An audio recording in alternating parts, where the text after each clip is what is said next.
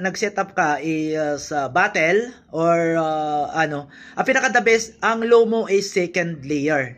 Ito po yung sub mo is first layer. Hindi mo ko din pwede kasi to pagtabihin. Halimbawa, hinati mo yung yun, welcome to my vlog. To this video ito. Yan mga boss, magdi-demo na tayo dito sa aming ilalabas na bus power drive. Yan mga boss, ito yung mukha niya, kanyang laman. Yan, pasilip ko muna sa inyo yung laman ni bus power drive. Yan mga boss. So, pero bago ako mag-start sa pagdi-demo dito sa function ng ating bus power drive, magpo-promote muna ako ng YouTube channels namin sa YouTube. Yan, paki-like and share yung mga video sa YouTube and subscribe na rin. Then sa main profile ko sa Facebook, yan, Mar Indiala, yan, paki-like and share yung mga videos na upload ko sa Facebook. And paki-follow na rin para friend tayo mga boss. Yun, yan, mag-start tayo. Ito na po yung bus power drive. Yan, napaka simpleng lang siya, oh. Kamukha niya yung aming 3-way. So parang kamukha lang siya ng 3-way namin at yung laman niya. Pero ang pinagkaiba lang, itong si bus power drive is pure bus. Pure bus lang po talaga siya. Wala siyang high, wala siyang mid, kundi pure bus lang po mga boss. At ang settings po nito mga boss ay naka-settings po sa battle, yung malakas na bus po. Yan. Yan, pasilip ko yung laman nyo. Yan, sa mga nagsasabi na ginaya lang daw namin ito sa YouTube, mga boss, tingnan nyo na lang kung meron sa YouTube po. Ito po ay isang design, na sariling design ni Master Engineer R2N po, ni Master. Yan, sarili po niyang design ng filtering yan. Alam na mga mga tech na nasa YouTube, mayroon din pong gumagawa ng bus lang po talaga. So iba-iba ang design yan. So ang pinagkaiba lang talaga diyan yung pag-atake ng filtering niya. So alam nila yan sa mga boss. So ito ay sariling design namin sa XDN Sunworks with Master R2A na yan mga boss. So dito na tayo sa para na tayo magtagal mga boss. Itong ginawa namin na bus power drive ay stereo. Mayroon siyang input 1, meron siyang input 2. Meron siyang sa left channel, meron siyang low at dalawang sub. Then sa right channel, meron din siyang low at dalawang sub din mga boss. Yan. Yan ang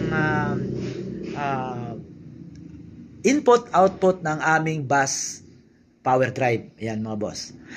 Then, i-explain ko. Ito yung input niya. So nagtaka kayo kung bakit hindi parehas yan. Ngayon sa design po nito, itong low nakalagay po yung mga boss, low, yan po yung hard bass na frequency. Yan mga boss. Itong sub 1 at saka sub 2 is parehong deep bass. Yan, tinatawag na deep bass, yung malalim na bass, yung tinatawag din na gapang na bass. Ay yan mga term. Deep bass, gapang na bass. Ayan, yung malalim na bass. Ito yung hard bass. Yan sa mga para naman ito lalo sa Visayas area is gusto nila yung hard bass. Ay ito kung gusto nila ng gapang Luzon area, yan mahilig sa yung mga deep bass, yan ang kanilang talaga yung ilang gusto na atake, yung mga bandang norte. Yan. Ngayon, pinagsama namin to para hindi lang siya nakapokus sa isang lang. Meron siyang hard bass, meron siyang deep bass or malalim na bass or gapang. Ganun din po sa right channel niya, oh. Low, sub 1, sub 2. So, madali lang po mga boss. Wala na pong kahirap-hirap kasi naka-fixed frequency na po tayo. Yung hard bass, hiwalay. Kung hard lang ilalabas mo, hard bass lang. Kung gusto gapang or deep bass lang yan. Yan mga boss. Napaka-simple. Yan, from mixer, yan, input ka lang dito. Yan, input 1, input 2, from mixer. Yan, napakadali. Then, ang out mo sa low na, or sub ang mo, papunta na po sa power amplifier ito. Kung ilan, halimbawa, kung ang amplifiers mo, tulad nito, isa lang ang low out natin, mag-link po kayo kasi malakas po ang input nito. Malakas at kaya po niya mag-link ng up to halos 1, then 2 links. Dalawang or tatlong amp kaya niya. Dito din, ganun din po yan. At dito, ganun din po yan. So, marami ka ng, kung sa malakihang setup, kaya na po mag-setup nito. So, depende po sa setup nyo. Ngayon, ang pinaka-the best kasi na setup dito, ano ko na lang din sa inyo. Pag halimbawa, nag-setup ka sa battle, or ang pinaka-the best, ang low mo is second layer. Ito po yung sub mo is first layer. Hindi mo ko din pwede kasi ito pagtabihin. Halimbawa, hinati mo yung mo na magkatabi. Hindi po mag-aagawan po siya ng frequency, hindi mo marinig kung yung hard parang nag-aagawan silang frequency ng gapang at saka yung low. Kailangan po separate yan sa second layer, okay yan pag sa taas. So hindi siya ganong kasi kung gumapang mawawala to. Pag ito tumigas mawawala to kasi magkatabi sila. So hindi yan pwedeng hiwalayin mo yan. Ganon din dito. Ayan. Ganon po ayan po ang pinaka setup niyan. So marami po siyang may setup talaga. Kaya po mag-setup nito ng 12 subs na. 12 subs kahit pataas depende sa link kung kaya. Kayo na po bahala sa mga nagse-setup po. Kayo na po bahala dito.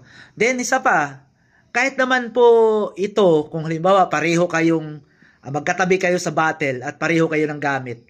Alam niyo mga boss, ang labanan na lang po doon, ang labanan doon hindi po dito. Ang labanan ay sa design ng box, sa power ng amp, at saka mixer ang importante. Hindi lahat ng mixer maganda, mayroon din pong hindi magkaiba po talaga ng mga disenyo ang mga mixer depende sa brand mga boss. So ito kasi ang magdadala dito. Ayan mga boss. Yan ang magdadala dito sa ating bus power drive.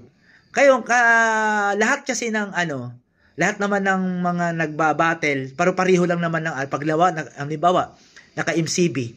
Pareho MCB, pero yung laman niyan is magkaiba. So, depende na lang sa wattage ng speakers na nakalagay. So, kung pareho kayo ng 2K or pareho kayo ng 3K o lamang siya, dito na rin kayo maghahabol niyan. At sa power amp. Yung mga boss, isa din sa na pwedeng pagbasihan din po. Hindi lahat ng mga power amp is pwede sa sub. Meron po talaga maganda sa sub. Depende po sa mag-scout kayo ng maganda lang po talaga siya sub. Kasi yung iba dyan, kahit mataas ang wattage na hindi naman maganda ang design sa sub, pwede lang siya pang mid-high o high. So, nasa inyo na po yan. So, diskarte na lang po sa setup, lalo sa mga power amp. At saka speakers ang basihan na po sa labanan sa processor. Ayan, at saka frequency. Yun, talagang yung pag ito palakasan na lang kayo, pagandahan ng design at palakasan na lang ng amp na at speaker ang maglalaban dyan. Yan mga boss, hanggang dito na lang yung demo ko. Napakasimple lang naman, di ba? Napakadali na po yan sa inyo kasi kung marunong kayo sa setup nyo, nakalagay na po yung out dyan, papuntang amp na po lahat yan, input, output, napakadali, mixer, input, output, papuntang amp, speaker. Yan lang po mga boss. Ayan. So, ayan mga boss, ayan, napakasimple lang po talaga ng ating output. Ayan. Sana na-explain ko ng maayos yung ating input, output function nitong aming bus power drive. Yan. As maganda siguro isama ko na, i-testing na lang natin mga boss. So, para marinig nyo rin yung bus natin at kung quality ba o magustuhan nyo yung puwersa ng aming bus power drive. Stay tuned na lang mga boss. Yan mga boss, ito, nakinabit ko na yung ating input at saka ating output na left and isang channel lang ginamit natin sa bus sa power drive natin. Isang low sa left, yung sa right natin Parehong lift pala to. So, sorry. Parehong lift yan. Low at saka sub na yung ginamit natin. Yan, isang amp lang, dalawang sub. Yan, testing natin mga boss. Yan, pakinggan nyo po yung ating bass. Yan po mga boss, oh. Grabe, oh. Pigang-piga. Pigang-piga po yun mga boss. Malakas po talaga yan. Yan. Ramdam na ramdam mo yung tigas nung bass power drive na may signal, oh. Left channel lang ginamit natin. Yan. Yan. Diba mga boss? Matigas po talaga.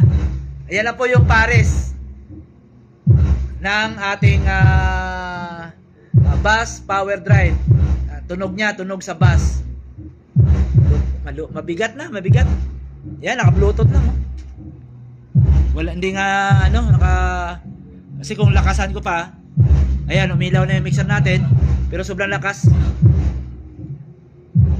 Lakas po talaga mga boss. Malakas na po, kulog po tayo. Ngayon, para maganda naman ang pakinig natin, lalagyan natin siya ng mid-high. Ayan mga boss, oh. Yun. At least, lalagyan natin ng mid-high, So. Yun. Si bass power drive. Yun, yan lang naman, mga boss. Ayan, at least na i-ano ko na sa inyo yung function nito ni bass power drive, mga boss. Sa mga gustong malakas talagang bass, pang battle, ito na po. Nilabas na po namin ang pang battle na settings ng bass power drive, mga boss. Ayan, hanggang dito na lang yung aking demo or video nitong ating bass power drive, mga boss. Bago magtapos, magpupromote uli ako ng YouTube channels namin sa YouTube. Yan, paki-like and share yung mga video sa YouTube and paki-subscribe. Sa main profile ko sa Facebook, yan, Mar Indiala, yan, paki-like and share yung mga video ko sa Facebook. And paki-like and share na rin and paki-follow ako, mga boss. Salamat!